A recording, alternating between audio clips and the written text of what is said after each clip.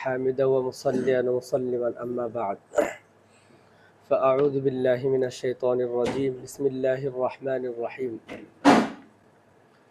ورتل القرآن ترتيلا وقال رسول الله صلى الله عليه وسلم ألا كلكم راع وكلكم مسؤول عن رعيته إلى آخر الآية শাহাদাত Afroza welfare ট্রাস্টের সম্মানিত সভাপতি, সুদক্ষ পরিচালক এবং ট্রাস্টের সকল শিক্ষকগণ উপস্থিত এবং আমার সামনে উপবিষ্ট এলএমপি ভাষক ছাত্র ভাইয়েরা, সবাইকে জানাই আন্তরিক মোবারকবাদ ও অভিনন্দন।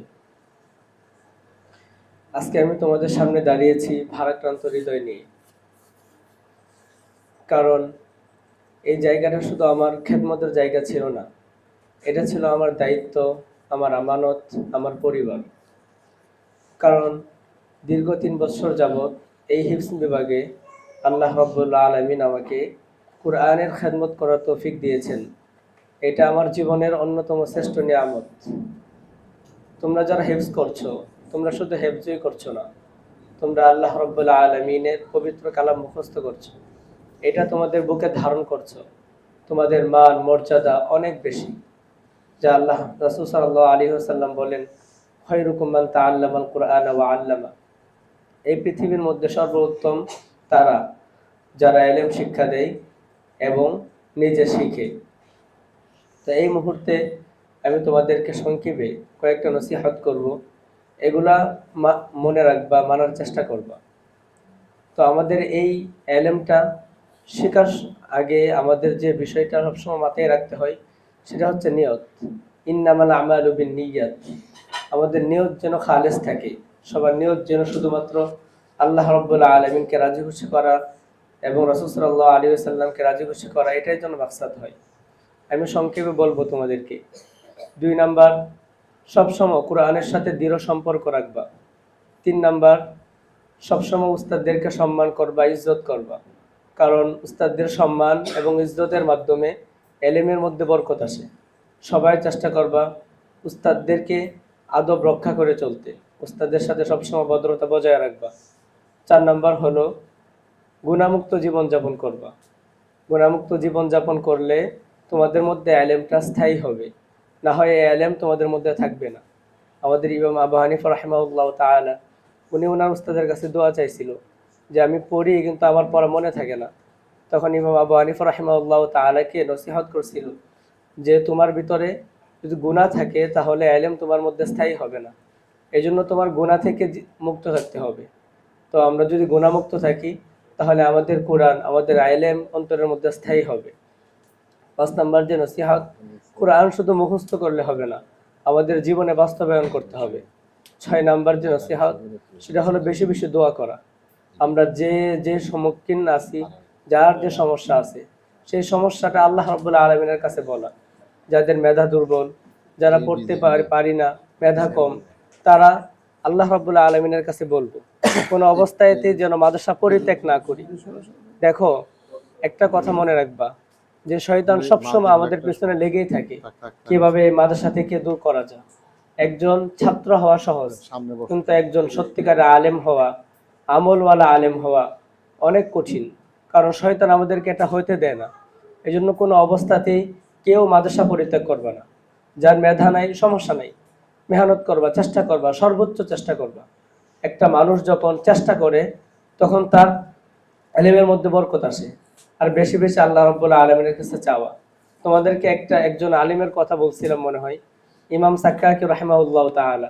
ওনার মেধা একেবারে দুর্বল ছিল, তারপরে উনি 40 বছর বয়সে উনি ইলম শেখার জন্য মাদ্রাসার মধ্যে আসছে, ওনার উস্তাদের কাছে গেছে। তারপরেও এই ইলম থেকে উনি মাহরুম হয় নাই। ইলম শিখা উনি এমন বড় কিতাব লিখছে, একটা তালখিসুল মিফতাহ। এই কিতাবটা এত কঠিন, বালাগাত সম্পর্কে লিখছে যে অনেক মাদ্রাসায় এটা পড়ানোই হয় না। তো উনি 40 বছর বয়সে উনি ইলম শেখার জন্য গেছেন। তারপরে উনি এত বড়, তৎকালীন জামানায় যুগশ্রেষ্ঠ আলেম ছিলেন উনি। তো তোমাদেরকে আমি এটাই আহ্বান করব, যাদের মেধা দুর্বল, মেধা কম, পড়তে পারো না, তারা কোনো সময় মাদ্রাসা ত্যাগ করবা না। যেভাবে হোক মাদ্রাসায় লেগে থাকবা, সর্বোচ্চ চেষ্টা করবা। মনে মনে ভাববা যে আমার দ্বারাই সম্ভব, আমি বড় আলেম হব। কারণ অতীতে যারা আলেম হয়েছে তাদের ইতিহাস পড়বা, তাদের কাহিনী পড়বা, তাহলে দেখবা মনের ভিতরে সাহস পাইবা। এই জন্য আমি তোমাদেরকে বলবো যে কোনো সময় এই ইলম থেকে মাহরুম হইবা না, কারণ শয়তান আমাদের পিছনে সব সময় লেগে থাকে। এই জন্য শয়তান যেন আমাদেরকে এই পথ থেকে বিচ্ছেদ না করে। আর একটা কথা সব সময় মাথায় রাখবা যে আমরা মাদ্রাসায় কেন আসছি, কি করতেছি, আমরা তো এখান থেকে চলে যাব, তখন কি নিয়ে যাব। এই তিনটা কথা সব সময় মাথায় রাখবা, ঠান্ডা মাথায় চিন্তা করবা যে মাদ্রাসায় আসলাম, আমার বাবা মা পাঠাইছে মাদ্রাসায়, আমি কি করতেছি এখানে এসে, যেহেতু পড়লামই, এখানে থেকে আমি কি করতেছি, কি শিখতেছি। আবার এখান থেকে আমাদের যেতে হবে, যখন আমরা যাব তখন কি নিয়ে যাব, এটা মাথায় রাখা সব সময় চলবা। আর কোনো অবস্থাতে সময় নষ্ট করবা না, সময়ের অনেক দাম। তোমার এখন যে বয়সটা আছে, এটা হচ্ছে কোরআন হিফজ করার বয়স। এখন তোমার মাথার মধ্যে কোনো চিন্তা নাই, কোনো টেনশন নাই, ফ্যামিলি নিয়ে কোনো টেনশন নাই, চিন্তা নাই। একদম এখন শুধু যা মুখস্থ করবা তাই তোমার অন্তরের মধ্যে ফিট খাইবে। এই জন্য সময় কোনোভাবেই নষ্ট করবা না। বিশেষভাবে যাদের মেধা দুর্বল, পড়ার মধ্যে মনোযোগ বসে না, তাদেরকে আমি বিশেষভাবে নজরে রাখি সবসময় যে তোমরা সর্বোচ্চ দেওয়ার চেষ্টা করবা, কোন অবস্থাতেই এই লাইন থেকে যেন তোমরা বিচ্ছেদ না হও, এটা সব সময় মাথায় রাখবা।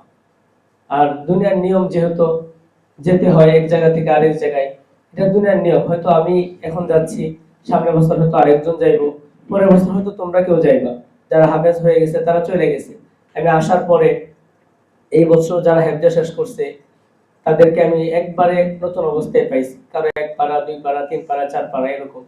তো এই 3 বছরে তারা শেষ করে চলে গেছে, কিন্তু তারা খালি হাতে যায় নাই, তারা হেফজ শেষ করে তারপরে গেছে। এই জন্য তোমরা মাথার মধ্যে একটা বিষয় চিন্তা করবা যে মাদ্রাসায় আসছি যেন আমি খালি হাতে না যাই, কোনো কিছু শিখে হেফজ পড়ে হাফেজ হয়ে তারপরে মাদ্রাসা থেকে বের হইবা। আমার কথা সব সময় এটা মনে রাখবা, এই বিষয়গুলো। আর একটা বিষয়, আমাদের যে ভালোবাসার বন্ধন, এই বন্ধনটা শেষ হওয়ার বন্ধন না, এটা সারা জীবন থাকবে। আমি এটা বিশ্বাস করি যে মৃত্যুর পরেও আমাদের এই ভালোবাসার বন্ধন থাকবে। কারণ হাদিসের মধ্যে আসছে যে মানুষের সব কিছু শেষ হয়ে যায় মৃত্যুবরণ করার পরে, সব আমল বদ্ধ হয়ে যায়, শুধুমাত্র 3টা আমল ব্যতীত। তার মধ্যে একটা হচ্ছে উপকারী ইলম, যে ইলম মানুষ শিক্ষা দেয়, আসমানি ইলম। এই ইলম কিয়ামত পর্যন্ত এটার একটা পার্সেন্টেজ উস্তাদরা পেতে থাকে। আমি যেমন তোমাদেরকে শিখিয়েছি, তোমরা তোমাদের ছাত্রদেরকে শিখাইবা, এভাবে আস্তে আস্তে কিয়ামত পর্যন্ত মানুষ শিখাইতে থাকবো, এর একটা পার্সেন্টেজ উস্তাদরা পেতে থাকবে। তো এই জন্য আমাদের সম্পর্ক সারা জীবন থাকবে। আমি তোমাদের কাছে দোয়া চাই, আমি আমার জায়গা থেকে তোমাদেরকে চেষ্টা করেছি ভালোভাবে পড়াইতে, তারপরেও জানি না কতটুকু পড়াইতে পারছি, মাঝে মধ্যে শাসন করছি, তারপরে তোমাদেরকে অনেক কঠোর হয়েছি। এই সব কিছু আমার দায়িত্ব থেকে হয়েছি, কারণ এখানে আমরা সবাই দায়িত্বশীল। আমরা যারা শিক্ষকরা আছি, তোমরা ছাত্র, আলা কুল্লুকুম রাঈন ওয়া কুল্লুকুম মাসউলিন আন রাইয়াতিহি, এই হাদিস অনুযায়ী আমরা সবাই দায়িত্বশীল। কাল কিয়ামতের দিন আল্লাহ তাআলা আমাদের প্রত্যেকের দায়িত্ব সম্পর্কে জিজ্ঞেস করা হবে। তো আমি আর সময় দেরি করব না, সংক্ষেপে শেষ করে দিব। তোমরা যারা আছো আমাকে মাফ করে দিবা, তোমাদের উপর অনেক শাসন করেছি বা কঠোর হয়েছি, এটা একমাত্র দায়িত্ব থেকেই। তো তোমাদের সকলের কাছে আমি ক্ষমা চাই, তোমরা আমাকে মাফ করে দিবা। আর এখানে যারা স্টাফগণ যারা আছেন তাদের কথা আর কি বলবো। আমি যখন প্রথম আসছি তখন সব থেকে কম বয়সে আমি ছিলাম, ওনাদের কাছে বারবার গেছি, বারবার কথা বলছি, অনেক কিছু জিজ্ঞেস করছি, অনেক কিছু বুঝতাম না, অনেক কিছু পারতাম না, তারপরও ওনাদেরকে অনেক বিরক্ত করছি। আমি ওনাদের কাছে ক্ষমা চাই। আমার কোনো ব্যবহারে, আচরণে, কথাবার্তায় যদি কেউ কষ্ট পেয়ে থাকেন, আমাকে আল্লাহর জন্য মাফ করে দিবেন। আমি এখানকার প্রতিটা মুহূর্ত আমি কোনোভাবেই বলতে পারবো না, সারা জীবন মনে থাকবে আমার। তো আমি এই বলে আমার বক্তব্য শেষ করতেছি। আসসালামু আলাইকুম রহমতুল্লাহ।